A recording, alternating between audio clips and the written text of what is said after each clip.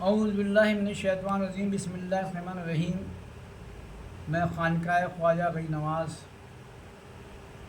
مدرسہ جامع اہل سنت فیضان غنی نواز خواجہ غنی نواز سنجری اجمیری فاؤنڈیشن کی جانب سے محمد حبیب چشتی قادری غلامان خواجہ میں یہ پیغام آپ تک پہنچانا چاہتا ہوں۔ سب سے پہلے میرا سلام قبول کرنا، السلام علیکم ورحمۃ اللہ وبرکاتہ۔ بعد سلام کے مجھے یقین ہے اللہ آپ سب کو باحفاظ رکھے اور رکھے اور ہوں گے۔ میری آج تمام کلمہ پڑھنے والوں، تمام انسانوں کو، تمام حضرت آدم کے اولادوں کو، چاہے وہ کوئی بھی مذہب ہو، کسی مذہب سے تعلق رکھنے والا ہو، ان سب کو میرا یہ پیغام ہے۔ آج میں یہ پیغام سن لیں، پیغام پہنچانا چاہتا ہوں۔ ہمیں میری عمر لگ بھگ 72 سال یا 73-74 سال کے قریب ہے، کم یا بیش۔ میں نے بچپن سے آج تک میں نے دیکھا، آج سے 30 سال پہلے، 40 سال پہلے، 50 سال پہلے بڑا اچھا ماحول تھا اور بڑے گھر میں برکت تھی۔ مزدوری اگر 1 روپے کا لے کما کے آتے تھے تو بہت بڑی برکت تھی اور بڑا سکون تھا۔ لوگ نماز پڑھتے تھے، ان کے چہرے پہ چمکتے تھے، چہرے چمکتے تھے۔ گھروں میں نیازیں ہوا کرتی تھی، 11ویں شریف کی، غنی نواز چھٹی شریف ہوا کرتی تھی، 21 تاریخ کو مولا علی کی نیاز ہوا کرتی تھی۔ ہم نے بڑے قریب سے ہر چیز کو دیکھا۔ اب جو ہم نے دیکھا بہت طرح طرح کی پریشانیاں، اس کی وجہ ہے کہ ہم نے ماں باپ کا بے ادبی کرنا شروع کر دی۔ ماں باپ کا ادب نہیں کرتے، گھر میں چھوٹوں سے پیار نہیں کرتے، بڑوں کا ادب نہیں کرتے۔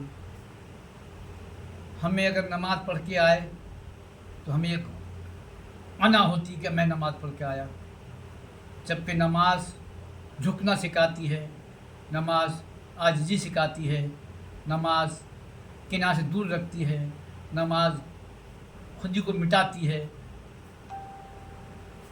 ہم نے اگر نماز پڑھنا ہے تو ہمیں اپنے ماں باپ کا خیال رکھنا ہوگا۔ ماں کیسی بھی ہو لیکن ماں کے قدموں میں جنت ہے، یہ نبی نے خود فرمایا کہ ماں کے قدموں میں جنت ہے۔ اس لیے ہمیں ماں کا احترام کرنا ہوگا، ہمیں باپ کا احترام کرنا ہوگا۔ آج جو پریشانیاں طرح طرح کی ہمیں جو آ رہی ہیں، یہ ماں باپ کی نافرمانی کی وجہ سے آ رہی ہیں۔ گھر میں برکتیں نہیں ہیں، گھر میں تمام بلائیں ہیں، پریشانیاں ہیں۔ اس کی مین وجہ یہ ہے کہ ہم نے ادب چھوڑ دیا، ماں باپ کی خدمت کرنا چھوڑ دی اور ماں باپ کو پریشان کرنا، گالیاں دینا، یہ ہم نے سیکھ لیا، اس لیے ہم پریشان ہیں۔ جو لوگ اپنے ماں باپ کا احترام کرتے ہیں، آج ان کے گھر جا کے دیکھیے، ان کے گھر میں رونق ہوگی، ان کے کاروبار اچھے ہوں گے، ان کی صحت اچھی ہوگی، وہ کہیں زیر نہیں ہوں گے۔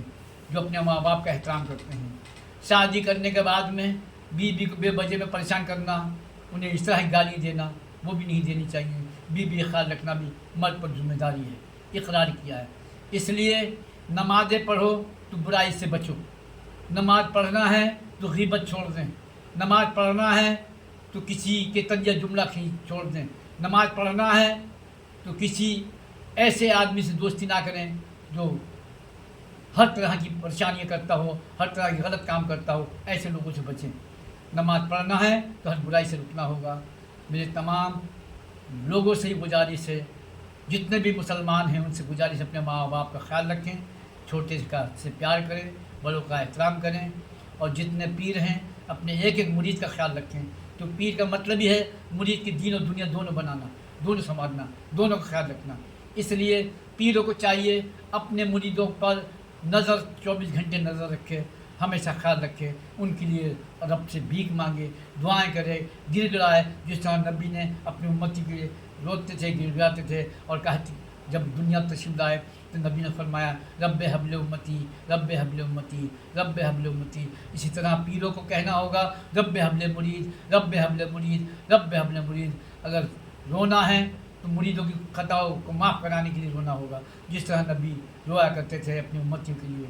इसलिए मुरीदों को चाहिए अपने पीर का एक एक जज, एक एक हुक्म को मानना हो। उन्होंने इकरार किया है हर हाल में अपने पीर के हुक्म की फर्मा बरदारी की जाए, अपने पीर पर की खिदमत की जाए।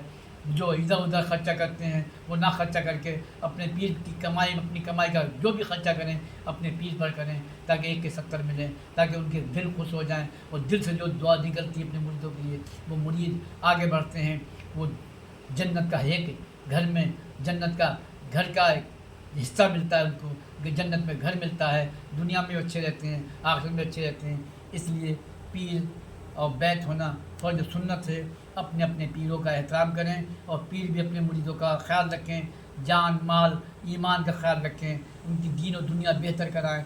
इसलिए रात की तन्हाई में पीर रोते हैं, गिड़गिड़ाते हैं, अपने रब से कहते हैं मेरे मुरीदों का हालात बेहतर बना दे, मेरे मुरीदों के लिए रोज़ी दे दे, मेरे मुरीदों की बीमारी दूर फरमा दे, अगर मेरे मुरीदों के घरों में कोई बला परेशानी दूर कर दे, या अल्लाह मेरे मुरीदों को बेहतर बना दे। जो पीर का काम है पीर को करना चाहिए, जो मुरीदों का काम है जो इकरार किया है वो करना चाहिए।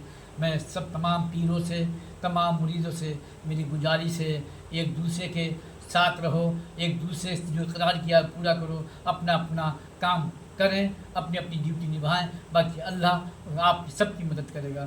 ये आखिरी मेरा पैगाम था लोगों तक। ये पैगाम समझ लें, जितने पीर हैं, जितने मुरीद हैं, अपने पीरों से एहतराम करें, जो भी पूछना है राब्ता कायम रखें अपने मुरीदों से, और पीर कहीं पर भी हो पीर को करीब समझें।